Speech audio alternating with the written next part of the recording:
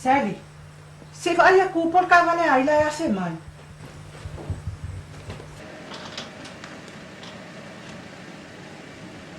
Cavale fefeado.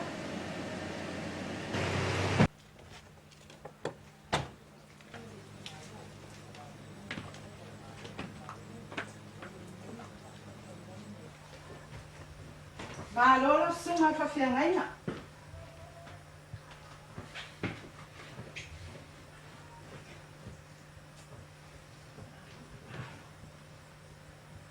Alô, Guavalea.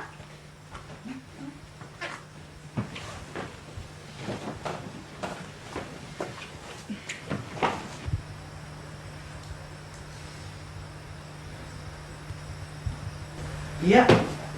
O liurinha mai ala sunga fa fiangaina. Ia foi o walo. Ia, falega foi o tina. Ia, fa pele pulingi sesi al moka. Balor soifua, balor ho ilang inuma. Pole ale me wasi a po mai ele ni a inga. Ia. Pongi fa mang yanga. Ola tanga, ole momo o ale langi. E yeisa na fe au e fia longo mai mo lo o lua inga. Ole ala lea. Ole mato wo o mai ne fia fi. Se fai stato lotu. En tato tana no lea. Ele I fai mo fia ia apera amo. Le vala au le tua mo ia. Apera amo. Tula I avel tama.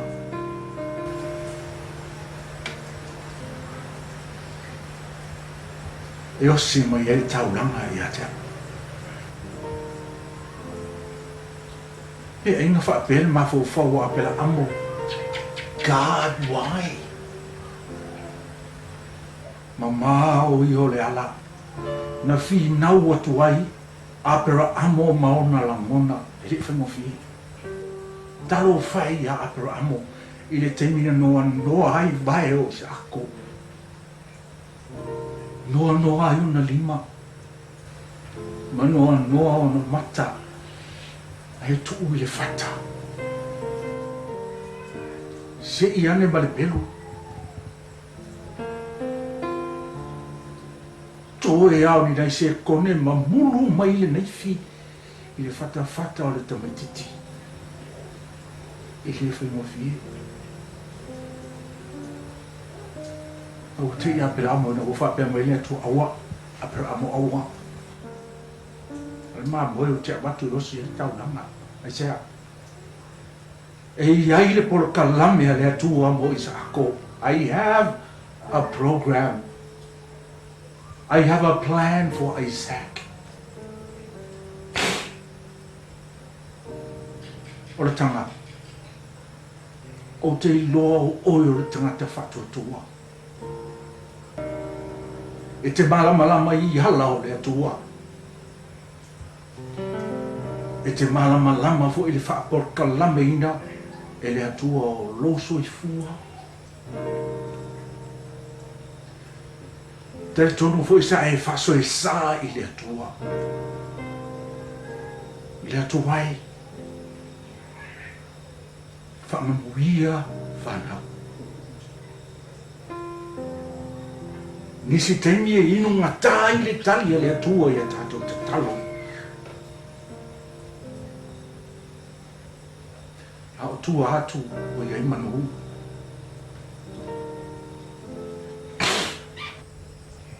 O e si la fia le fia fi. E le tau mo fie. A fai o lau por kalame lea. Mo le afa fine. Ia sali. Ia e wha mawhana whanaina. Lau au auna ia o le tanga. E soa soani mai. Wha ai loa mai lo fina ngalo ina ia mātou malama. Ona o Yesu Kiriso, no mātou li ima no mātou whaola, mātou wole atuai. Amen. Mai mole ala songa fafia ngaina. Ole ha ele minga nge afi. O le tanga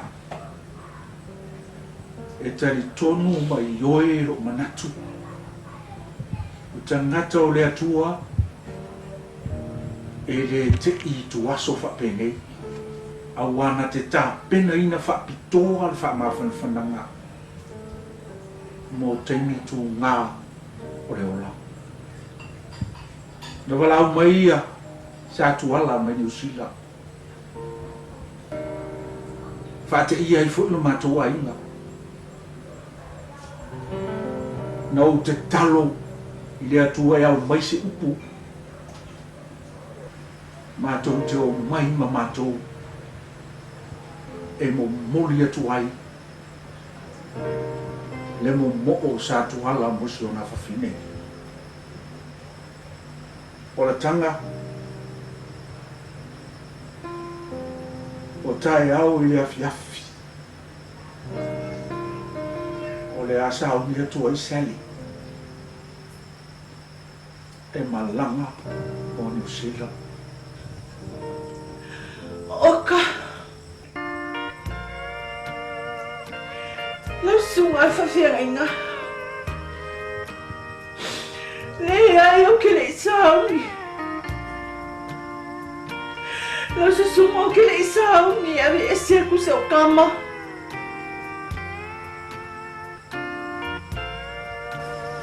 O le ala leo na matou o mai. O le taitonunga o sa tu ala. Na o se whaife awa.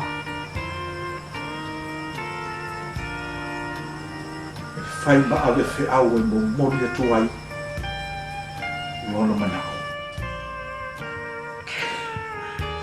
Ka ugu i asa kumala.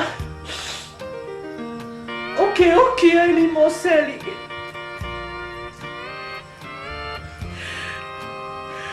E wha o mahalanga kausia ke au.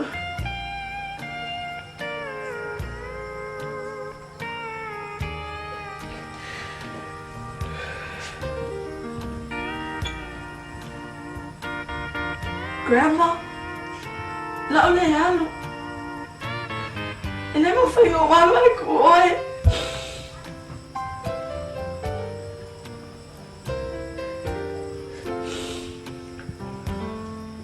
Sally.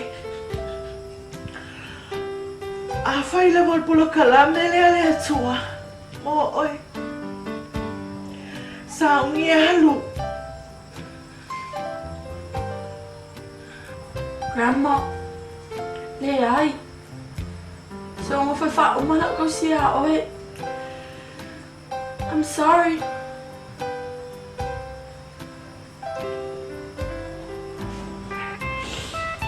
Sally. Sa e halu. Sa e.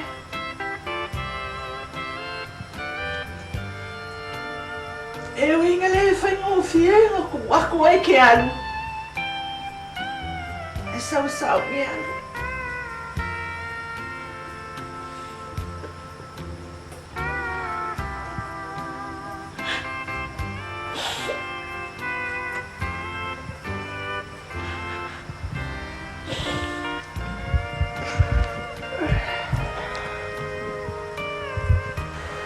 O le tanga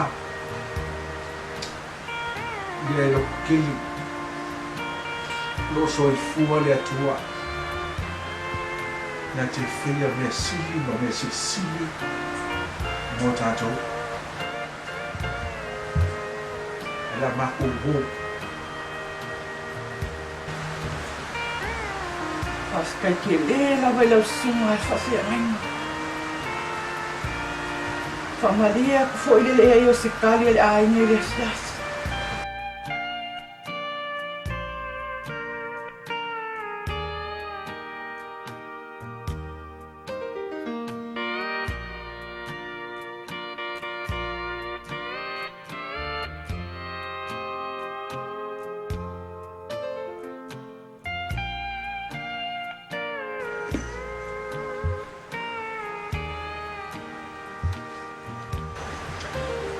anga se mea wa maua. Ia lo malanga. O whakai lava.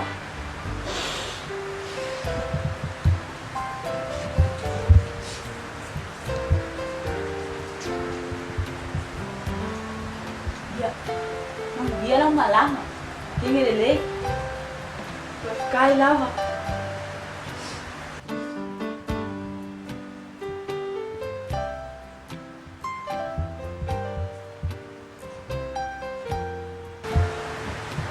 Sau kaya mori o i mata.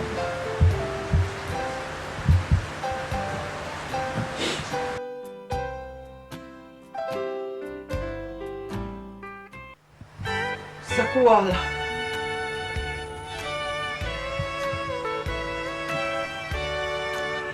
O ke le mawhainga ko waku si au kama. O le ale menga e le kalangoa mai ai. O lou ave ese ko si au kama. O lou ave ese fo le ngao le fia o lou loko i le ngi o langa. Mariero loko. O ke le loa pe wha pe fia. Pe wha pe fia nga o wha ko whai si au kama. Inga nge i o sai. Ai a whai. O le whasinonga le atua.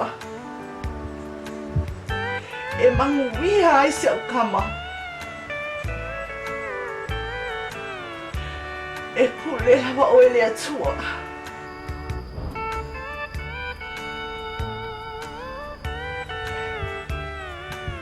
Baby.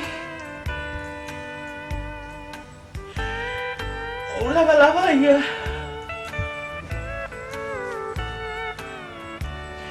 Sa iyo mo la koe a uli makeulo ako pa.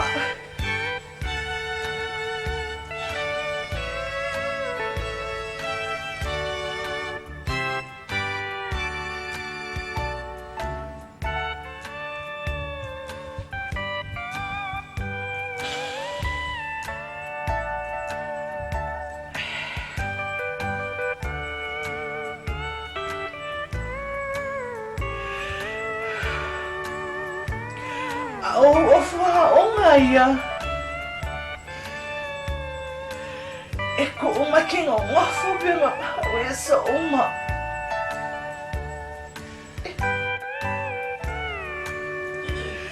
Gire yo pe fera ngalo ai.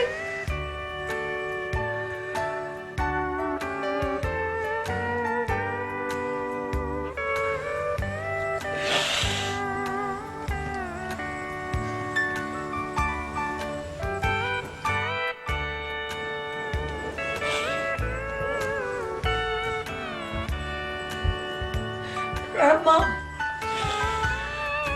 I'm sorry.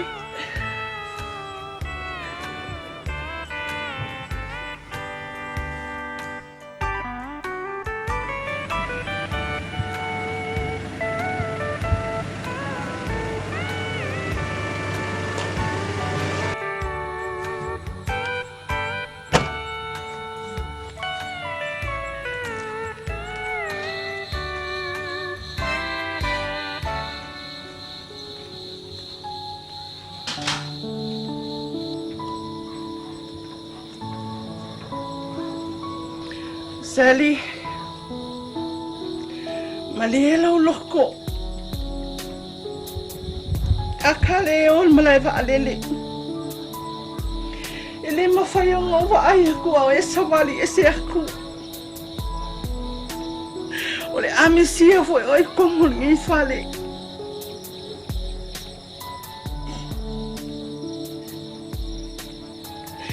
Ele lope fa fenga ku aku oi.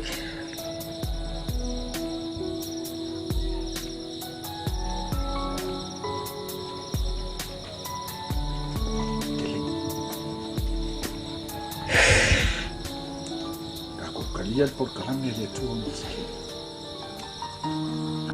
I miss you, Grandma. Thank you so much.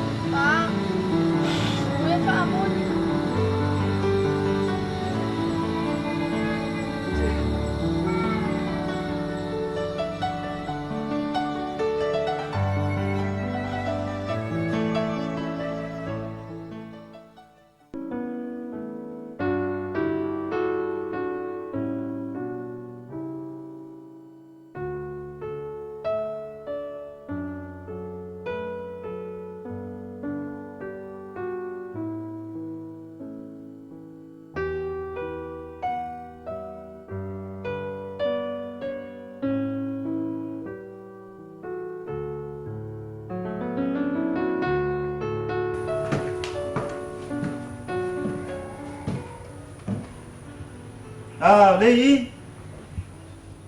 Ya, makan mai. Makan mai lah. Grandma.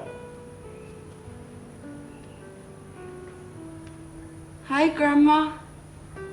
Mai oi. Amu kangi oi, Grandma.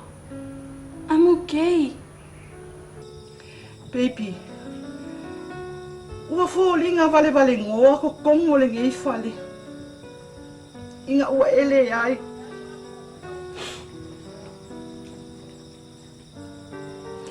So se mea le ngei fale fa mangaku mai ai wa oia so uma. Ua o misia lava oi se ukama. Ua e alu waku ma awaku. Lo fia sa iai. Ea, ike mga ako e whai aku. Makalawa onga. Ia e ka mawhai ma ka wivi. Awa ke whaawai. Ia lelei, Grandma. O lea o tamo whai le mea sili. Mo oi. O ke mga kua pea oila o ka kalo i aso uma makai mi uma. Awangi ingalo ia ki oe peipi mea uma sa o wa o ingai oe. O le kakalo ma le anga pongu. O lo maa lo siri ngā. Ia whamanuia le atu ia te oi, Grandma. E le ngalo aku fo i oe au kalusanga. Grandma, kua o misia a oi. Ia e manguia. I miss you too, baby.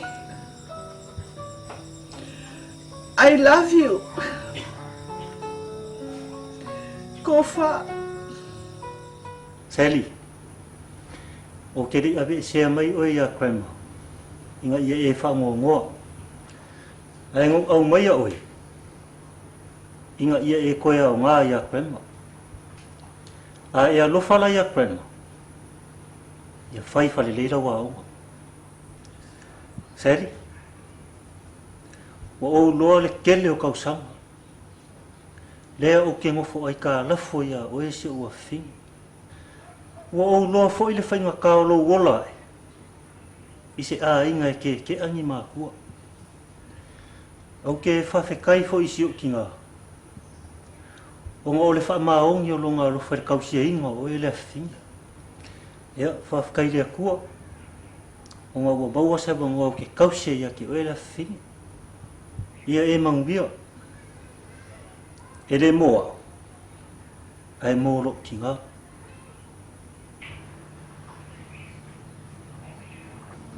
Sali. E kākano ke mga o ke wheroa iai. Oi, Dad. Se yo kai au.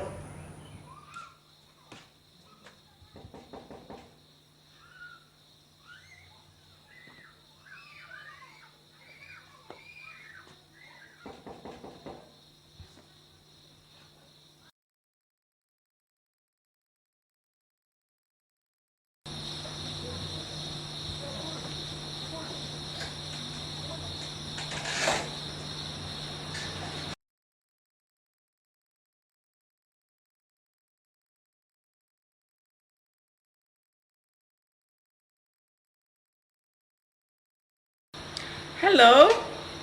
Sumai.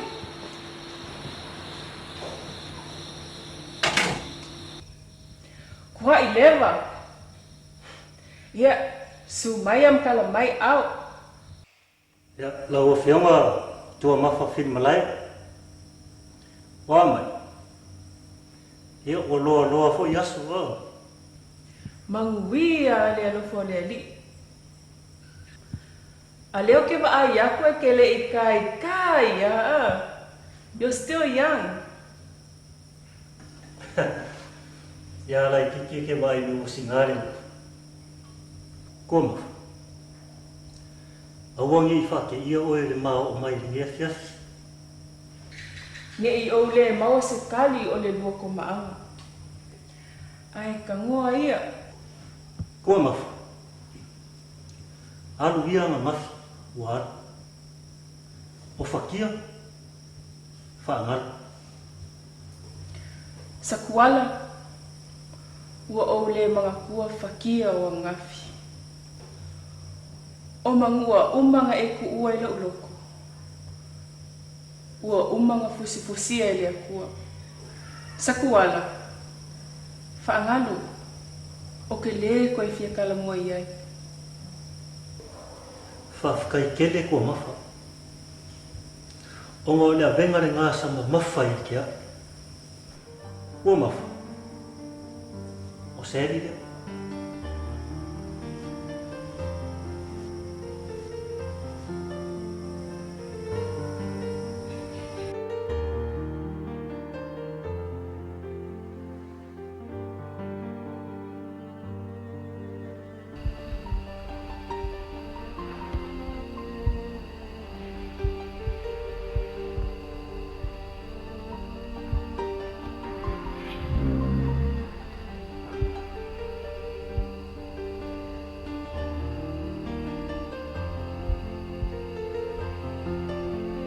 Are you really my mom? Se furu fiku kau sanga.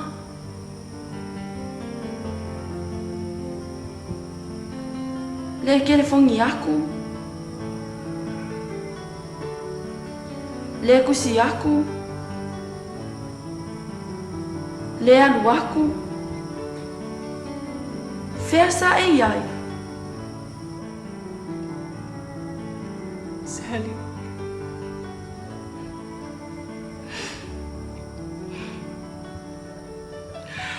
I wish you understand.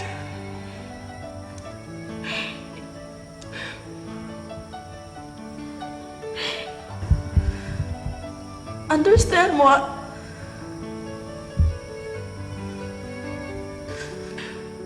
O que le kia ia oe.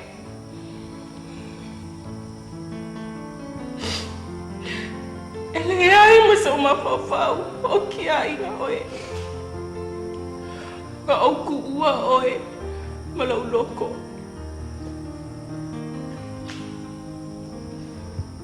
Ai se mea e ka kaonga o iloa. Ka a mai wha mole mole.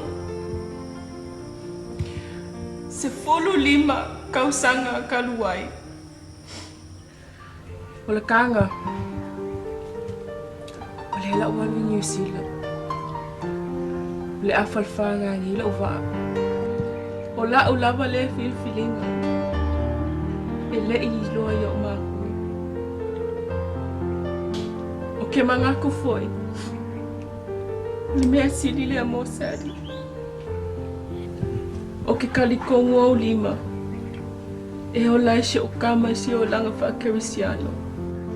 Mama wai e isi o langa fia. O lea la awalu. O la o kama leo le aku waku i o 5. O ke le koe a pa mai lava iai.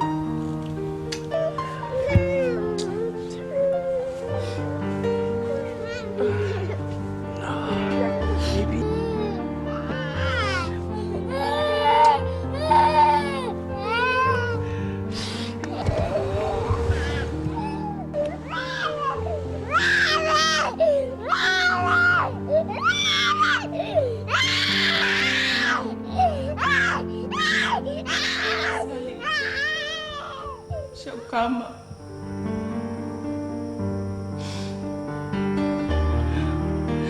Le mafuanga le nga. O ke le koe a apa koe lava.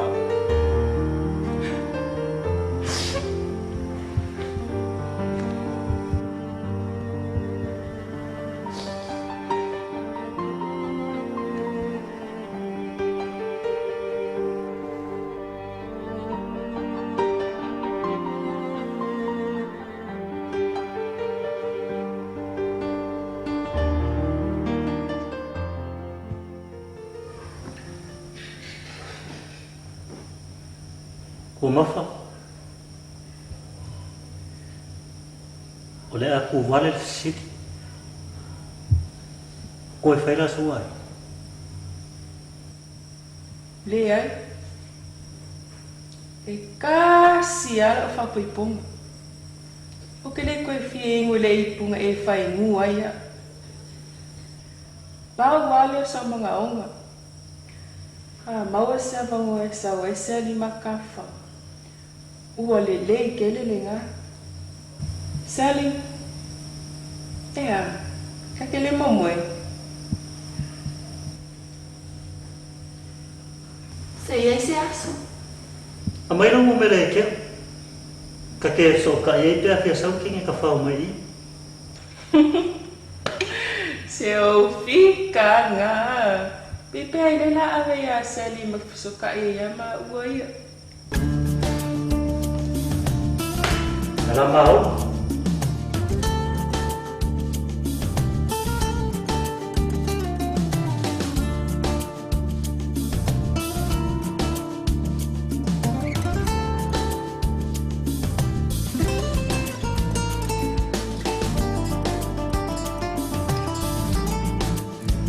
Ka Sally.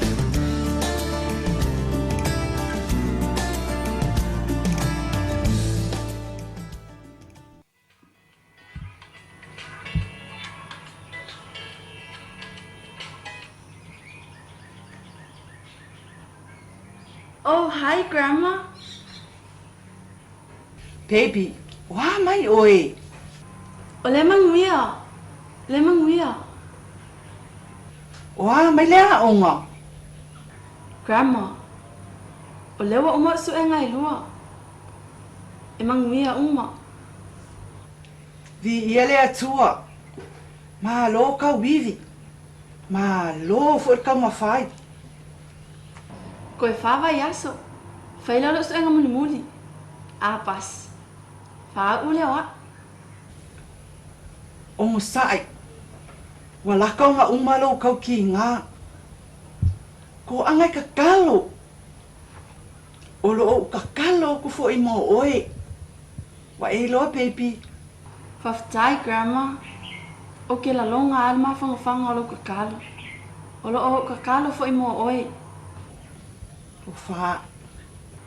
Love you too. Bye.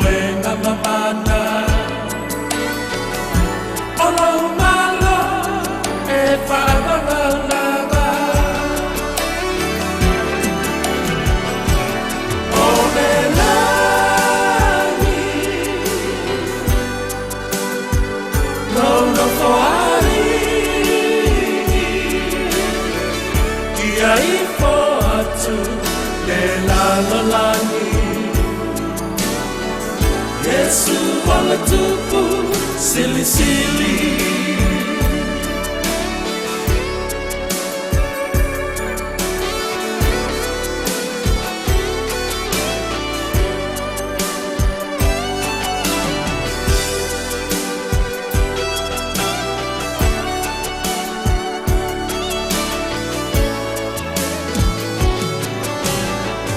Matau te pepese ila wami atonu. Matau te vivi ilo lele. E a fofongia no mana o te faine.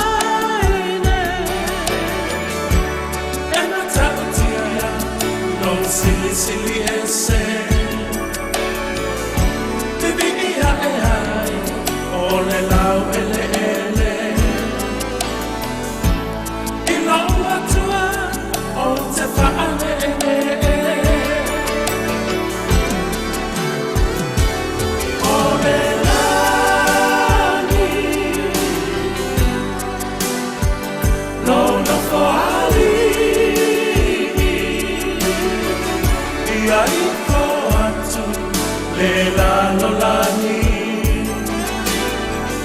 Yesu ala tupu sili sili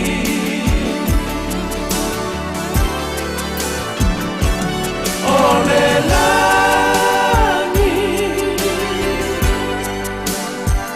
lono foali dia ipatu le lalo lani Yesu ala tupu sili sili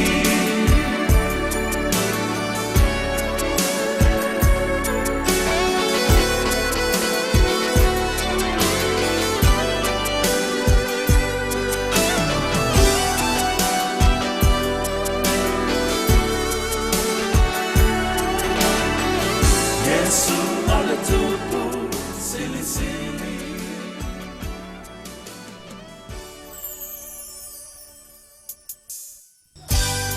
Grandma, o te whawhetai le atua, ona o oe.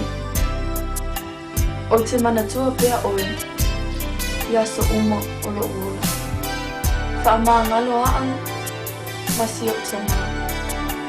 Ua o wiu manuia, ua o waai, ua o winu manuia o le atua, ona o oe. Thank you, Grandma.